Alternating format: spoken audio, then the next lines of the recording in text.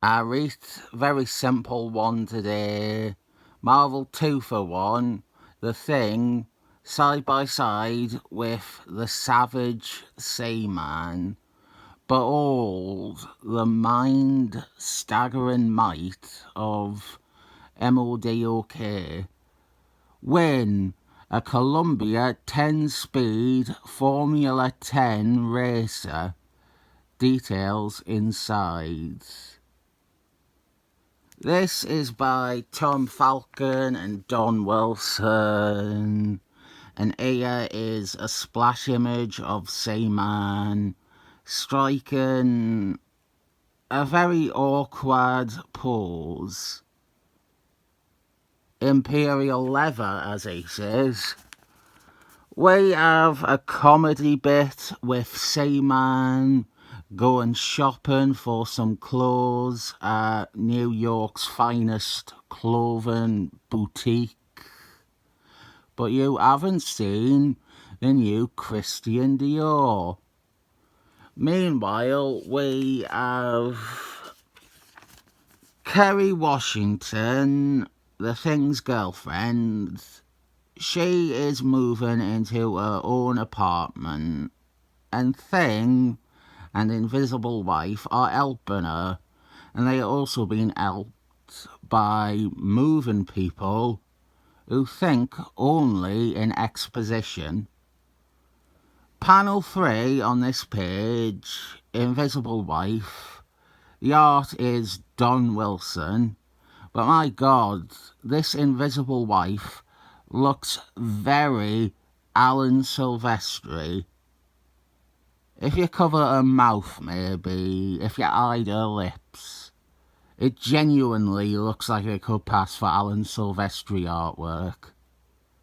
He had a very distinctive way of drawing women, especially the shape and the layout of their faces. It's one of the first things I tend to see and go, that's Alan Silvestri art. The women and the faces. Did he ever do Fantastic Force? Yeah, he did a variant cover in the 2000s. There you go, there it is there.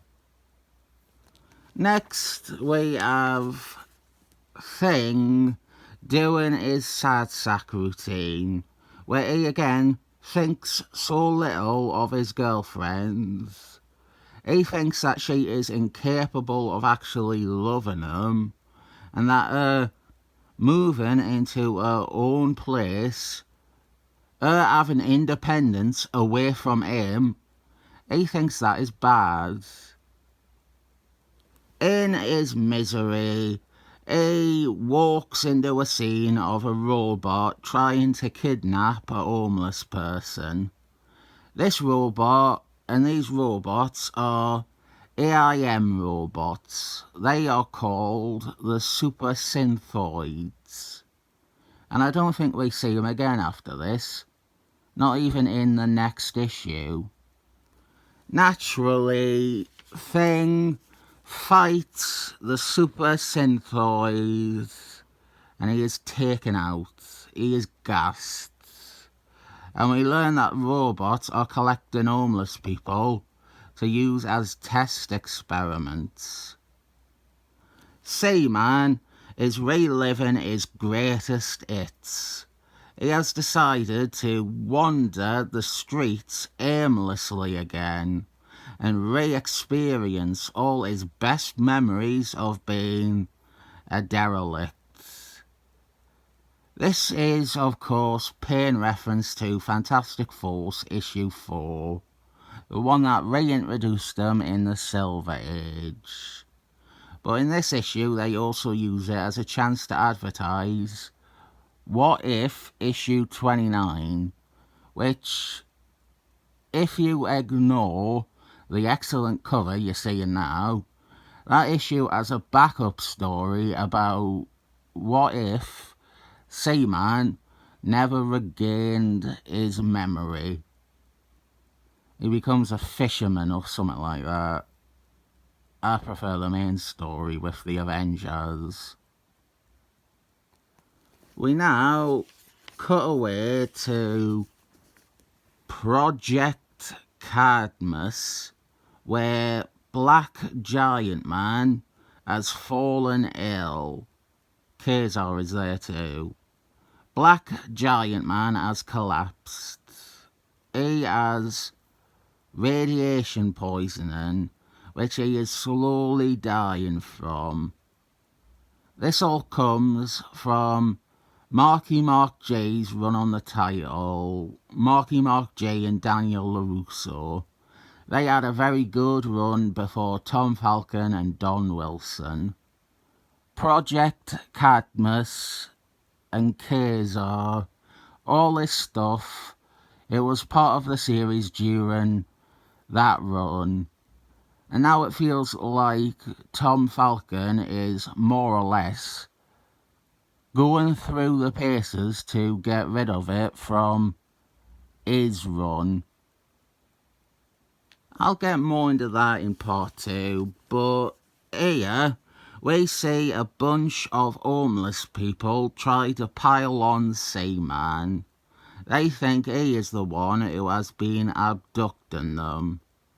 And so now, Seaman has the information needed for him to investigate the disappearances, which is lucky for the Thing, because he has been easily subdued and captured by the terrorist enclave. M.O.D.O.K leads A.I.M, and he is miscoloured in this issue, or he decided it wasn't worthy of his standard gold parts. Nice page here though.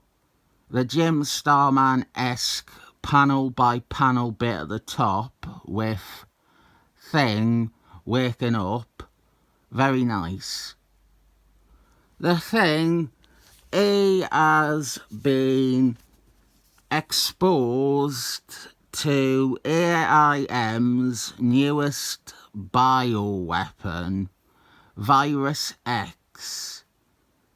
The unimaginatively named Virus X isn't explored that much, other than it being radioactive and it affecting Thing dramatically.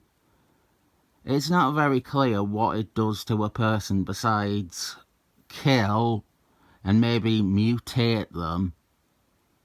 Next issue gets more into it, but not much. But we will see it make Thing go funky. He is pretty pathetic in this comic, the Thing. All he does is whinge and then gets beaten. He tries to escape here and is straight away taken out by the super synthoids, which is a great time for Seaman to smash into the base with an army of homeless people backing him up.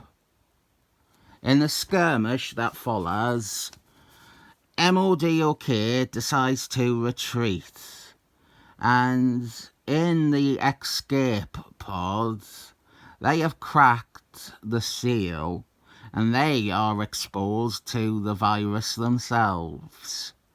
Pay attention to that, because it turns out it doesn't affect M.O.D.O.K at all in part 2.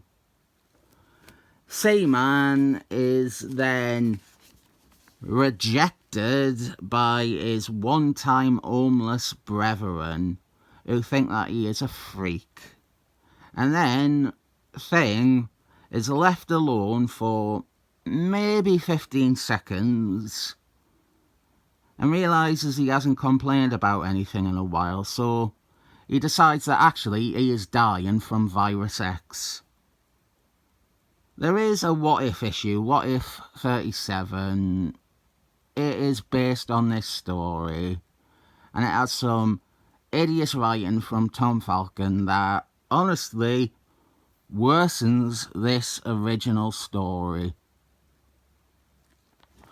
I think Marvel 2 for 181 is very okay.